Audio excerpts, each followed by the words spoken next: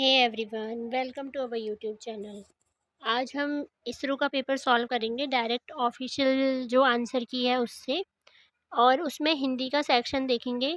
ये 2023 का पेपर है।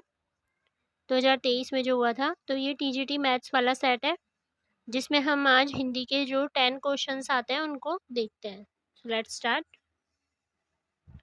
फर्स्ट क्वेश्चन है, वाक्य विन्यास की दृष्टि से शुद्ध शब्द का चयन कीजिए। यानी कि शुद्ध शुद्ध से रिलेटेड है।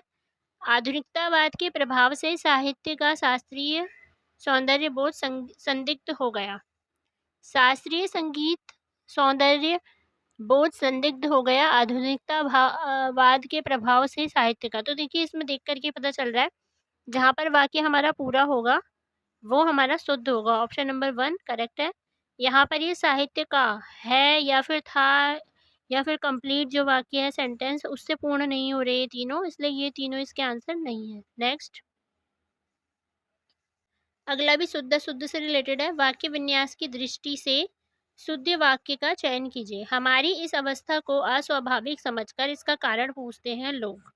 कारण पूछते हैं इसका लोग हमारी इस अवस्था को अस्वाभाविक समझकर। और थर्ड वाला है, लोग हमारी इस अवस्था को अस्वाभाविक समझकर इसका कारण पूछते हैं। इस अवस्था को अस्वाभाविक समझकर हमारी कारण पूछते हैं इसका लोग। तो देखिए, पढ़ करके ही पता चल रहा है, तो थर्ड इसका करेक्ट है, क्योंकि यहाँ पर भी हमारा वाक्य पूरा हो रहा है, जबकि इन तीनों में ये वाक्य पूरा नहीं हो रहा। अगला जो प्रश्न है वो खाली स्थान को भरना है और जो सबसे उचित शब्द है उससे इसको फिल करना है। तो जो हमारा सेंटेंस है वो है, आर्य शब्द से जिस मानव प्रजाति, भाषा, परिवार और संस्कृति का बोध होता है उसके संबंध में विद्वानों में डैश नहीं है। विद्वानों में क्या नहीं है? मतैक्य, विरोध, समानता या फिर विषमता।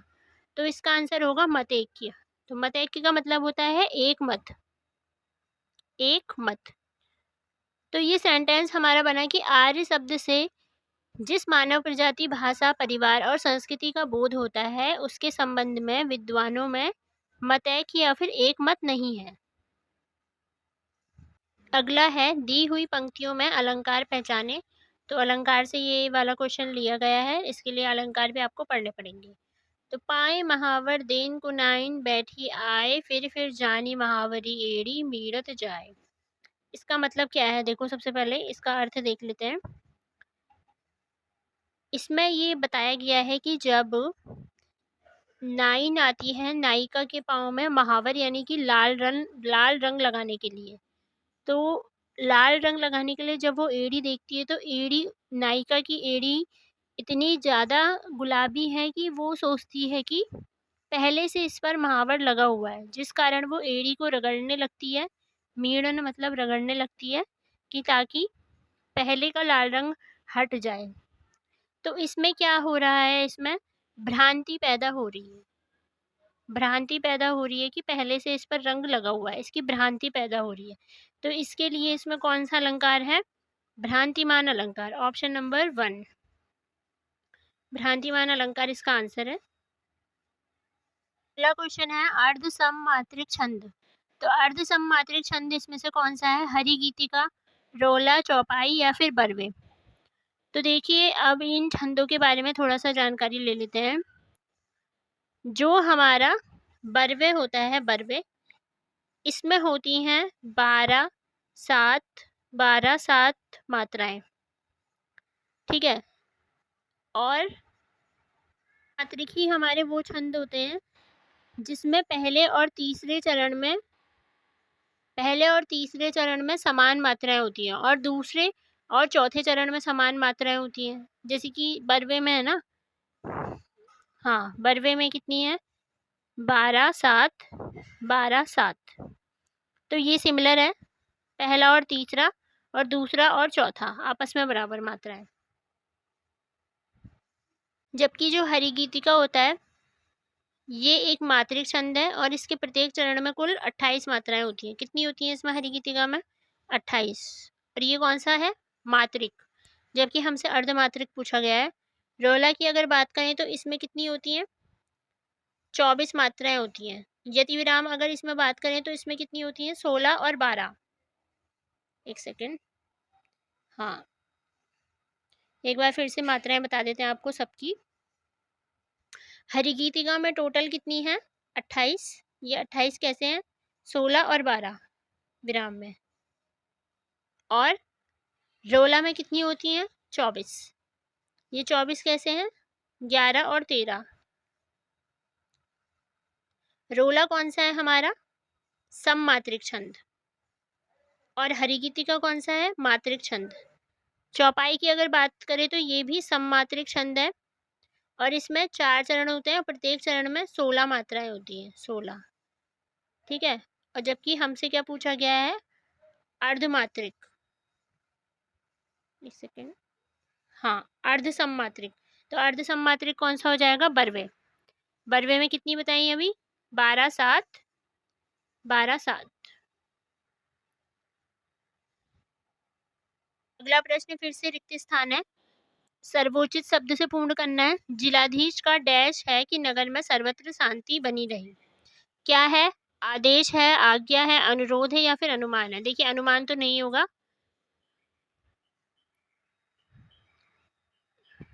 अनुमान नहीं होगा, अनुरोध, उसे अनुरोध नहीं करना है। जिलाधिकारी क्या करता है हमारा? वो आदेश देता है। तो सबसे ज्यादा उचित जो है शब्द वो कौन सा है? आदेश।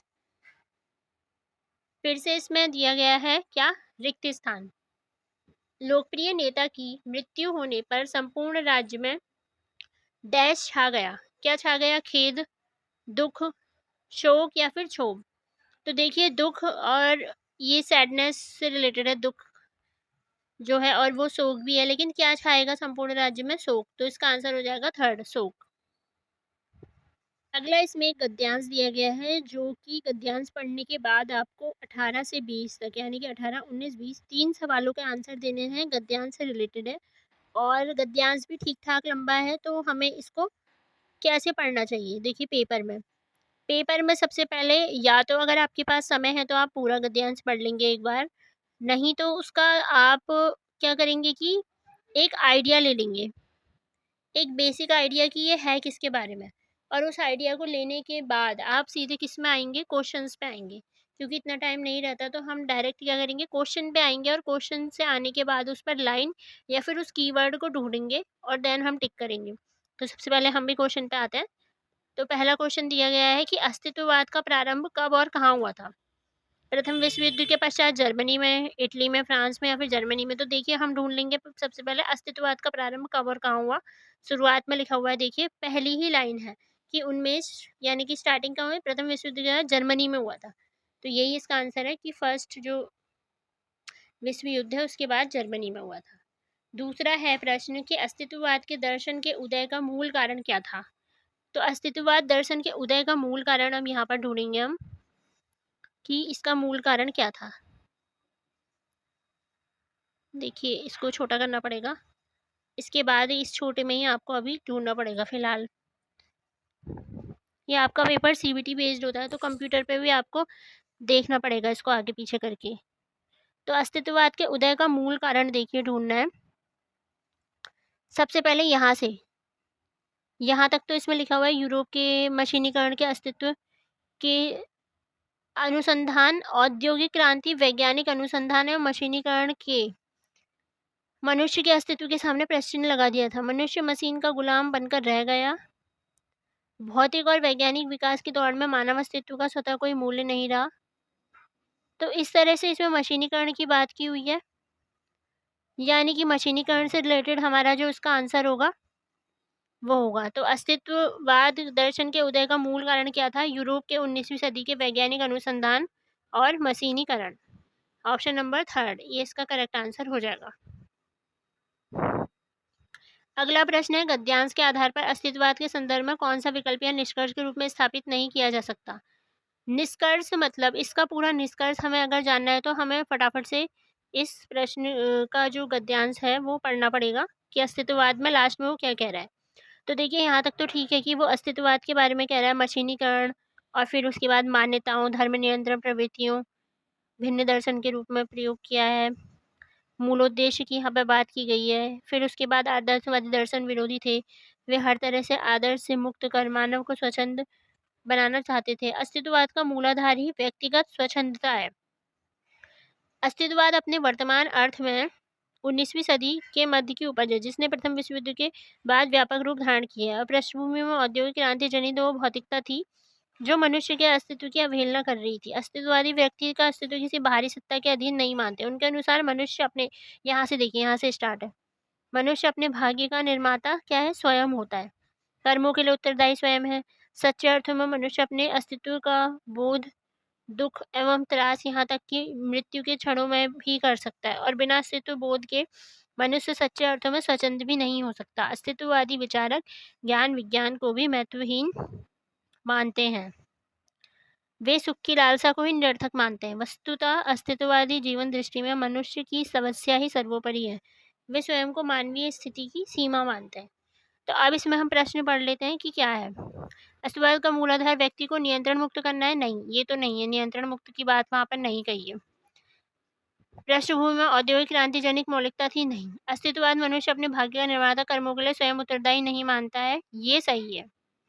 ये स्थापित नहीं किया जा सकता है बोल रहा है। स्वयं को उत्तरदायी नहीं मानता, स्वयं को उत्तरदायी मानता है। अभी ऊपर पढ़ा था हमने कि भाग्य का निर्माता भी स्वयं है और कर्मों के लिए स्वयं भी उत्तरदायी है, तो ये इसका आंसर हो जाएगा। तो इसके साथ ही इसमें 10 क्वेश्चंस आए थे हमारे हिंदी के, 10 क्वेश्चंस हिंदी के आए थे। इसको एक अलग पेज पे मैं आपको बता देती हूँ कि क्या क्या इसमें रहा है। सबसे पहले इसमें देख लेते हैं कि इसका सिलेबस क्या रहने वाला है। तो जो हिंदी आएगी वो 10 मार्क्स की हिंदी आएगी आपकी, और 10 मार्क्स की इंग्लिश आएगी। यानी कि जो लैंग्वेज प्रोफिशिएंसी आपकी आने वाली है, लैंग्वेज प्रोफिशिएंसी में यहाँ हिंदी और इंग्लिश, ये आपकी 10 मार्क्स की आएगी। देन आपकी रीजनिंग और जीए और कंप्यूटर, ये वाला तीनों का सेक्शन आने वाला है 30 मार्क्स का। यानी कि 5 मार्क्स की रीजनिंग के साथ 5 मार्क्स की कंप्यूटर, और जीए 20 मार्क्स की, जिसमें आपके आएगा करंट अफेयर्स और जो नॉर्मल जीके होती है वो। इसके साथ ही साथ आपका अब, हाँ, general awareness and current affairs लिखा हुआ है इसमें,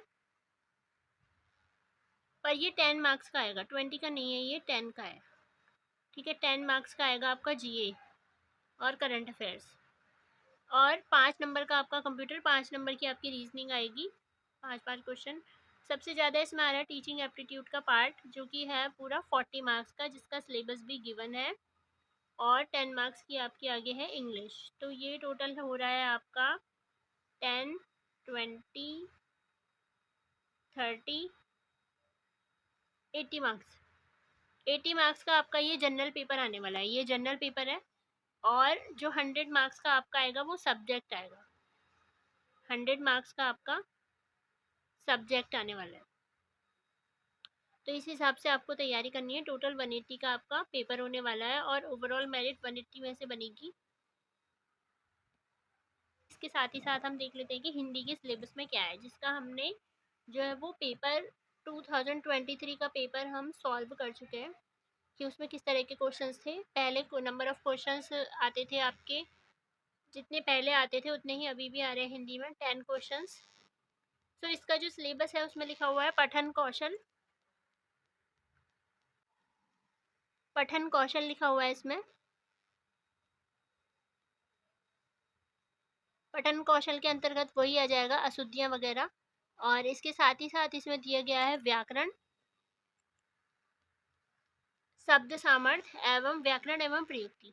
शब्द सामर्थ्य के अंतर्गत वही जो आपके अभी रिक्त स्थान हमने सॉल्व करे थे, शब्द सामर्थ्य कि कहाँ पर क्या फिल होगा।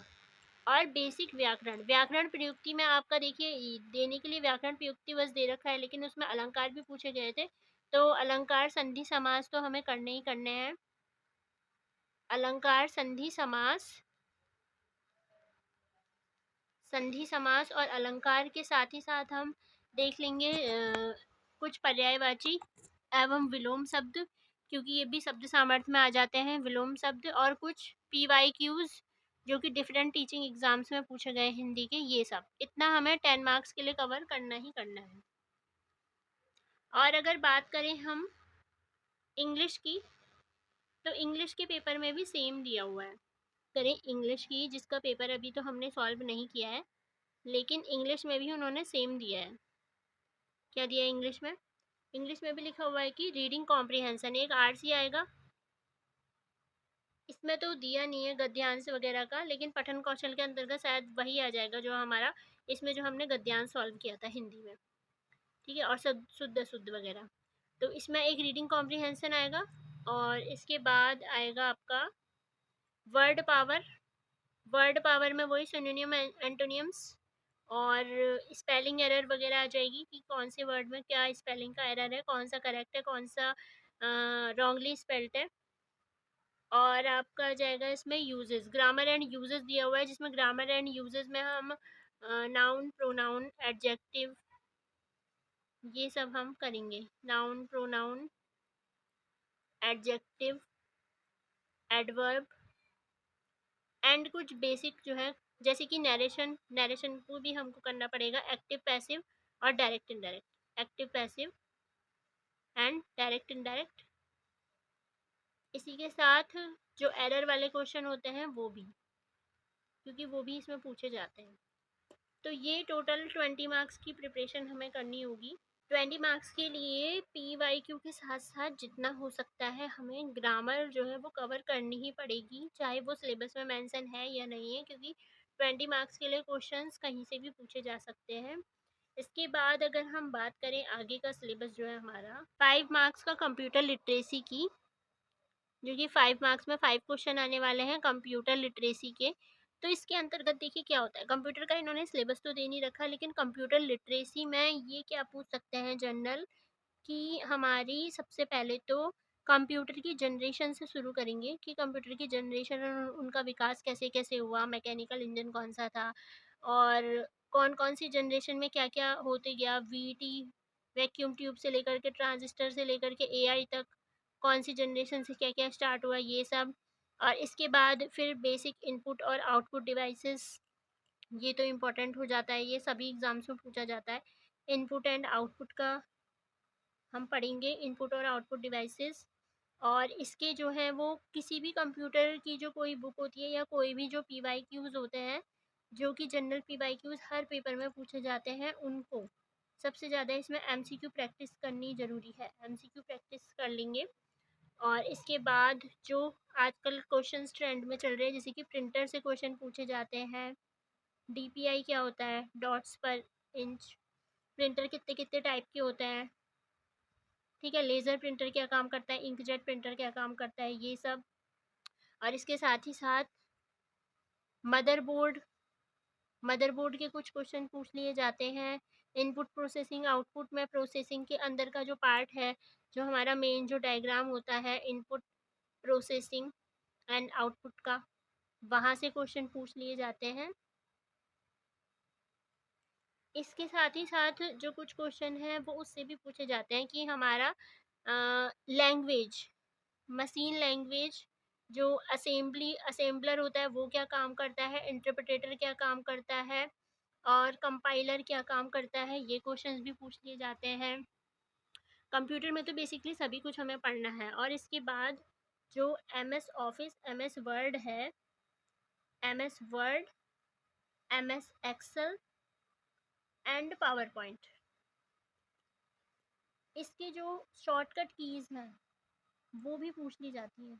शॉर्टकट कीज़ तो वो भी हमें पढ़नी पड़ेगी, जैसे कि कंट्रोल प्लस एक्स का क्या काम है, कंट्रोल प्लस पी का क्या काम है, कंट्रोल प्लस सी का क्या काम है, ये सब। और जो उसका लेआउट होता है बेसिक वो। और इसके साथ ही साथ जो आजकल जो डिफरेंट टाइप के, जैसे कि AI, गूगल जेमिनाई वगैरह, ये सब किसने लॉन्च की, मेटा। और कंप्यूटर लिटरेसी में यही सब आएगा। और इनपुट आउटपुट डिवाइसेस भी, जो इनपुट डिवाइसेस है वो भी पढ़नी है, आउटपुट डिवाइसेस है वो भी पढ़नी है, इनपुट आउटपुट डिवाइसेस वो भी पढ़नी है। तो ये सब हमें 5 मार्क्स के लिए कंप्यूटर में कवर करना पड़ेगा। इसके साथ ही साथ जो डिफरेंट टाइप के जो एग्ज़ाम्स में आए हुए हैं वो MCQs हमें पूरे करने पड़ेंगे। तो कंप्यूटर का सिलेबस तो गिवन नहीं है, लेकिन उसके लिए हमें ये सब कवर करना है। तो कंप्यूटर का भी हो जाता है कंप्लीट। और इसके बाद GA and current affairs 10 marks